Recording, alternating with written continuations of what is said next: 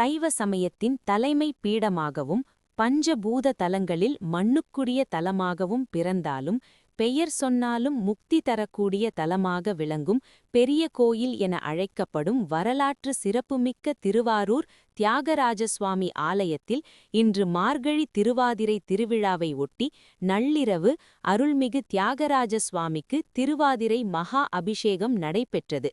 தொடர்ந்து நடராஜருக்கும் சிவகாம சுந்தரி அம்மனுக்கும் சிறப்பு அபிஷேகங்கள் நடைபெற்றன. நடராஜ பெருமானுக்கும் சிவகாம சுந்தரி அம்மனுக்கும் சிறப்பு அலங்காரம் செய்யப்பட்டு தீபாரதனை காட்டப்பட்டு வீதி உலா நடைபெற்றது.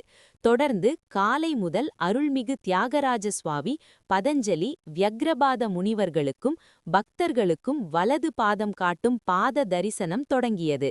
இதில் பல்லாயிரக்கணக்கானோர் கலந்து கொண்டு நீண்ட வரிசையில் நின்று தியாகராஜ சுவாமியை தரிசனம் செய்து வருகின்றனர்.